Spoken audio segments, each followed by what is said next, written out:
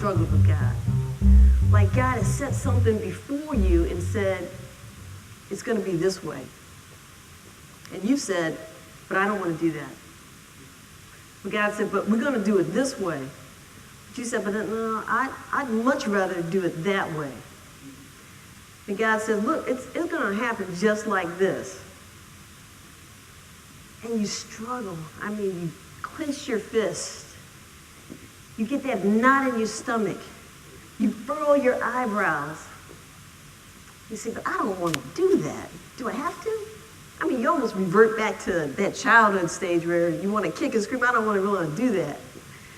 This lesson today comes out of personal experience, which I think all lessons come out of personal experience in some way or shape, form, or another.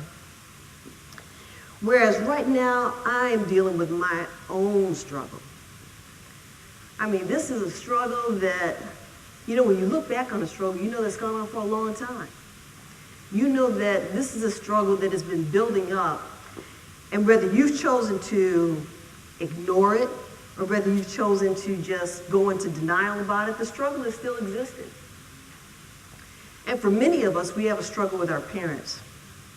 We struggle with them as kids trying to be adults. We struggle with them as adults trying to still be adults.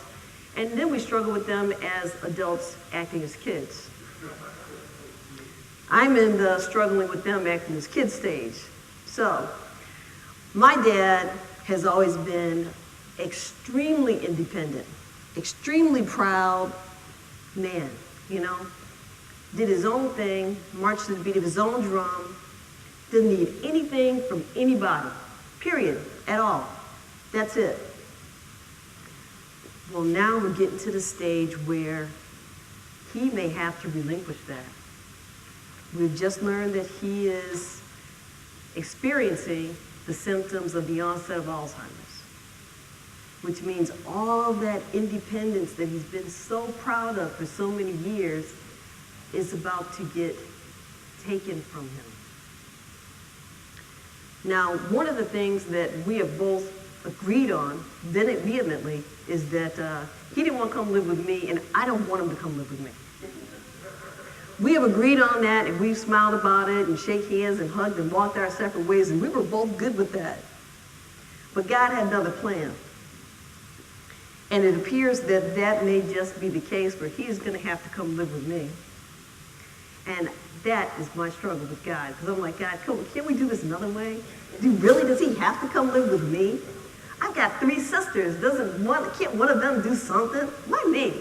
You know, we're struggling with God. That's what we say, why me? You know, does it have to be me? Can't it be somebody else? No, and it's at that time that we finally come to terms and we fall on our knees and we say, well, thank you, God. Because I know that you've got a plan. And I know that this plan that you have is bigger than my ego or his ego. I know that this plan you have is going to heal possibly something that maybe we needed to heal a long time ago. You know, maybe had we not been struggling with God so long ago, we wouldn't be here right now. But we're here. And so when we talk about struggling with God, our real struggle with God is a struggle with ourselves. And we struggle with God when we doubt God's wisdom. We want to stay in control. We doubt God's wisdom. And sometimes we want to be the God of our life. Because we think we know better than God. I think I know right now, I can tell God, I don't think it's going to work out too well. I just don't see it working out too well. Well, there's a character in the Bible who struggled with God his whole life. I mean, he struggled with God right from his very conception in the womb. And that character is Jacob. Jacob struggled with his twin brother Esau, even in the womb. I mean, they fought madly in the womb, so much so that his mother prayed to God about her 2 sons. And God told her, the younger will lead the older, and he will be the leader of this nation. Now, Jacob, as I said, was born a twin. But here's the thing. He was the second one born, but he was born holding on to the heel of his brother. And so when he came out, Esau may have been out. Esau may have been born. He may have been alive. But Jacob was like, you will not do this without me. And so he came out holding on to his brother's heel. And Jacob was a meek, mild type of person. These days, he would have been called a bookworm, as opposed to his brother, who would have been called a man's man, because his brother Esau, I mean, he was all about the hunting, he was all about the fishing, he was all about getting out there and doing those manly man things. Now, Jacob and his mother conspired to steal his brother's birthright, because in that day, in the cultural days, it was the oldest son's right to get the blessing. But Jacob and his mother conspired to steal this, and they dressed up Jacob as if he was his brother, hairy and smelling like all outdoors. Imagine that. You got to spell bad to dress up as your brother. But he dressed up as his brother, smelling bad and being hairy, and his father was really sick, half blind, couldn't see, and they went to the father, and he got the blessing because the father was about to die. So now that he had the blessing, he knew his brother was going to be upset. He knew his brother was going to kill him. I mean, that's what a manly man does. You took my stuff, I'm going to get you. So he figured he had to leave town quickly. He had to make haste and make a fast exit stage right. So what he did was he talked his father into believing that he needed to go someplace else to do better. He needed to leave, and his father agreed so he could get a wife from a better set of people. So he left with his father's blessings, and he went to the land of his mother's brother, his uncle. And there he falls in love with a beautiful woman at the well, only to realize that it is his uncle's daughter, Rachel. This love is so overpowering, as we know that love is, that he decides to go and ask his uncle for Rachel, which is her name, her hand in marriage. So he asked for Rachel's hand in marriage, and he says, well, you know, I don't really have anything to give for her, because back in those days, you had to have a dowry. I mean, you had to have something to give. You can't just walk in there and be all poor, no job. You can't be a scrub and get a good wife. You know, because daddies that day, no, I don't want no scrubs. Scrubs ain't the kind that are going to get my daughter's love from me. So, anyway, so he told him, you know, hey, well, what can I do? I don't have any money for dowry, so what can I do? And Laban says, well, you can work for 7 years. And at the end of the 7 years, working for me, you can have my daughter's hand in marriage. Well, that was all great and la-di-da, and Jacob thought, well, this is cool, I could do this, and a year was like a day, and 7 years was like a week, and he was happy, and the time came, he was going to finally get what he wanted. Had the wedding, and you know, they're covered from head to toe when they get married. You can't see anybody, but barely the eyes. But here's the thing, Rachel had an older sister. And that night after the wedding, when he went to the bridal chamber, the wedding bed as it was, and unclothed her, he found that it was Rachel's older sister, Leah. Now he was hot, okay? I don't work for you for 7 years, and now this is what I get. She ain't even pretty. I don't even like her. I barely get along with her. And now this is my wife? You know, and he's bound. He's bound by laws and customs for this wife. He's bound to be a husband to her. He's bound to have children with her. So he goes back to Laban and he's like, well, what is this, man? You know, this is what you promised me and this is what you gave me. He says, I want Rachel. What do I got to do for Rachel? He says, all right, work for me another week. You can have Rachel, and then work for me 7 more years and we're good. So it's like, all right, I can live with that. I'm good. So now you see the karma in this, if you believe in karma. He manipulated his brother to get his father's blessing, and now he was manipulated. And what goes around comes around. It happens. So here he is now. He's got 2 wives, and for each wife, the father has given his daughter a handmaid. Now that's like another wife. So now he's got really 4 wives altogether. And he starts popping out them babies, okay? Popping out those sons. The first son was to Leah. And of course, Rachel, the one that he really loved, she was upset. Oh, I want to have a baby. I'm not having your baby. She's whining and crying. She was never happy. I'm telling you, if you read this story, you look at Rachel and you think she's one of the Desperate Housewives or something, because she was complaining all the time. But So Leah is blessed, and she's giving him son after son after son. And then when she's done giving him son, her handmaiden gives him son after son after son. And Rachel's over here looking like a little lonely girl because she don't have any kids, okay? Now, you know, he loves her, so he's probably been with her a lot more, but still, she has produced nada. So she decides, well, I'm going to get in on this game. Let me give him my handmaiden, and then these would be like my kids. So she gives the handmaiden gives son after son after son. Now, there's lots of son going on here. Still, nothing for Rachel. Finally, after 10 sons and a daughter have been born, finally, Rachel conceives and gives the most beloved son, Joseph. At this point, Jacob decides it is time to blow this popcorn stand. I'm ready to take me and mine and be gone. Well, when he tells Laban that, Laban realizes that the whole time Jacob has been there, that he is supremely prospered. I mean, he's got his cattle, his herd is grown. I mean, things are looking good. He's never had it so good. So letting go of Jacob is like, wow, you know, I'll let this guy go. I might not do too well. So he cuts a deal with Jacob in which it looks like he's going to get the better of him, because he's going to give Jacob all the scrawniness of his crop, of his sheep and stock and livestock and whatnot. But Jacob has learned a lot in all these years that he's labored. So he manages to turn the situation around, and he ends up leaving with the best possible livestock. Well, where do you think he's going? He's going home. Because when you grow, when you change, when you work on yourself, you know you need to go back to and address that from which you came from. Now, you know he was afraid. Would you be afraid? I'd be afraid. He did his family wrong. He did his brother wrong. But he had to go back to his land. That's what God told him he had to do. And this time, he was listening. So he heads back, and he finds out that his brother is coming to meet him with 400 men. Lord, Lord, Lord, if that was me, I would be like, this is about to be the clash of the Titans. Okay? I got a lot of sheep, but I don't have 400 soldiers. I'm not sure what I'm going to do about this, so I'm going to go on off and pray. And that's what he did. He went on off and he prayed.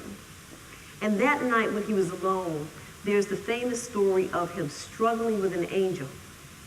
And he struggled and he struggled and he struggled all night with this angel until dawn was about to break.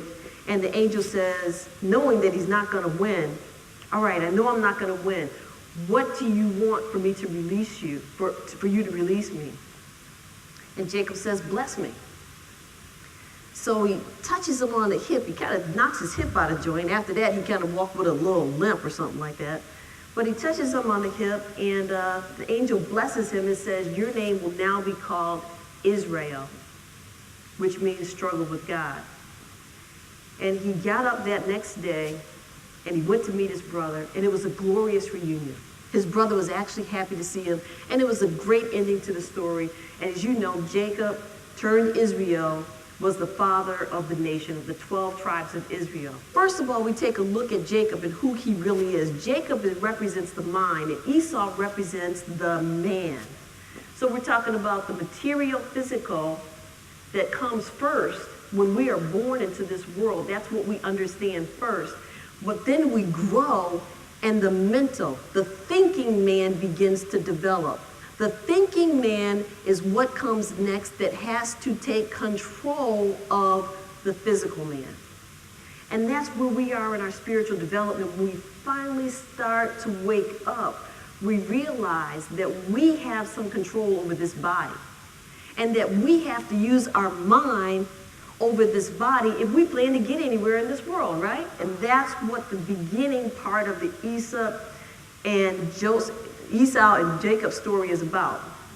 Now the next thing is, once we place the thinking man over the physical man, we place ourselves in the prime position for our spiritual awakening.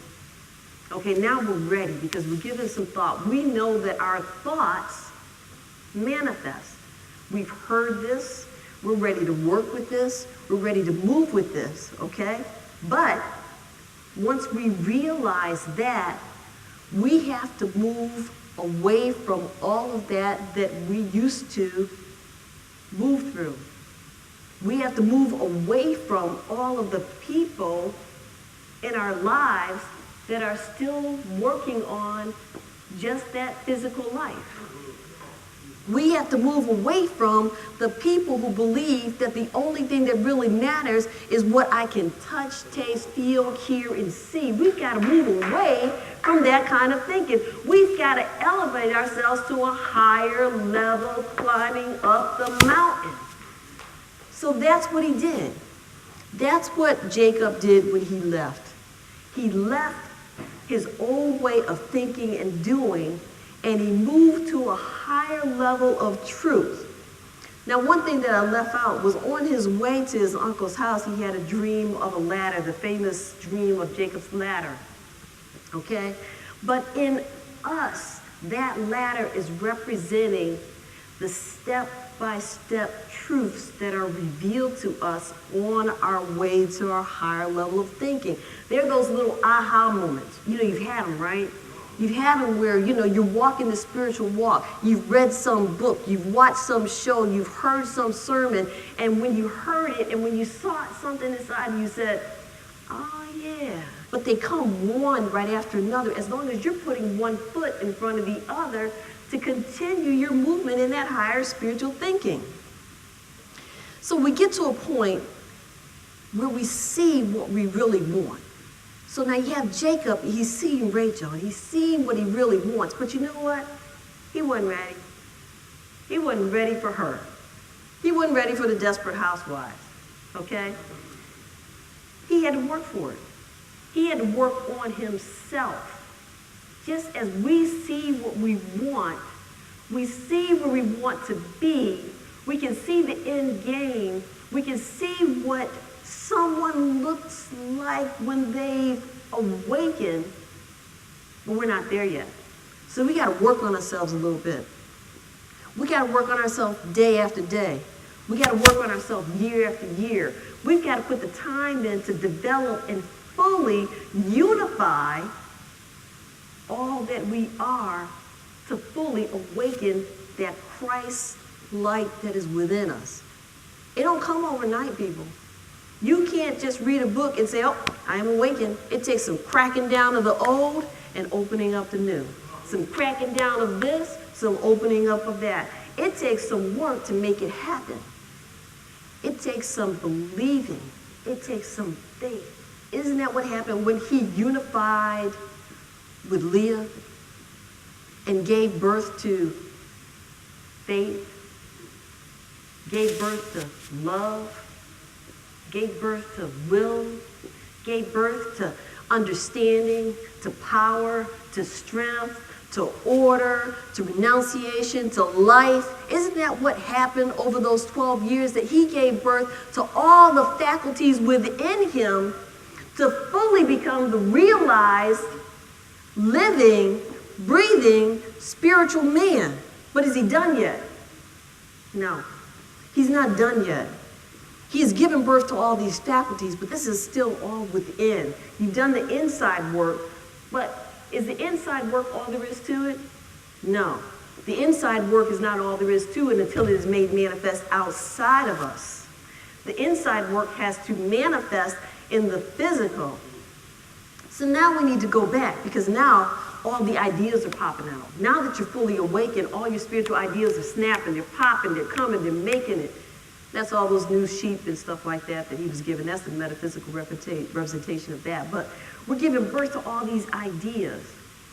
But in order to make them come manifest, we have to go back to where we started from. We've got to go back to our foundation. We've got to go back to the ground floor and put it to work. We've got to go back to where it really makes a difference and put it to work. We left that place because it was no longer serving our highest and greatest good. But when we go back to our foundation, we're coming back with a new attitude. We're coming back with a new Christ-like spirit that is shining in us and going out of us, touching and provoking thought in each and every person we meet. So that's what we're doing when we go back. When we go back and We change who we are. We are no longer called the physical man. We are called the spiritual man. When we go back, we are no longer called just a person. We are called a child of God. When we go back, we are elevated, we become appreciated, and we make a difference in who and what we are. It's a struggle all the time, but the struggle is within you. The struggle is within you to become more of the God that lives within you. That is a struggle. And now here are the 9 steps that I want to talk to you about that can help you along the way. The first one, because you're here, you're already doing it, is realizing that there is a spirit that merges with the body, the emotions, and mind. The next thing is observing and becoming aligned with the frequency of that which you seek. Because when you vibrate at that same frequency of what you seek, you begin to see it. You begin to draw it to you, and that which you seek now seeks you. The third thing you need to do is work on your subconscious. You need to teach your subconscious thoughts that which you want to put on those tapes. They're going to be going around and around and around in your head when you're not paying attention. Because if you don't, you go right back to the old thinking. So you got to work on the tapes. You got to work on what you're telling yourself.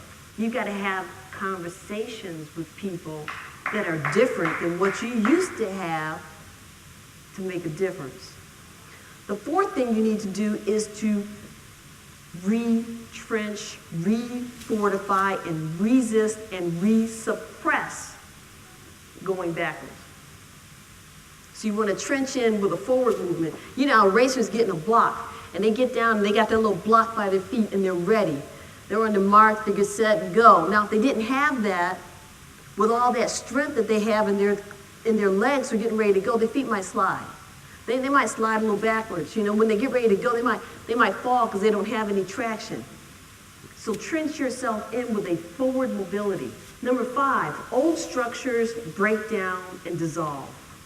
They will do that. If you keep your eyes looking forward, what's behind you no longer has any power. Okay? My granddaughter used to say, quick, close your eyes, you can't see me. All right? If you don't see it, it dissolves.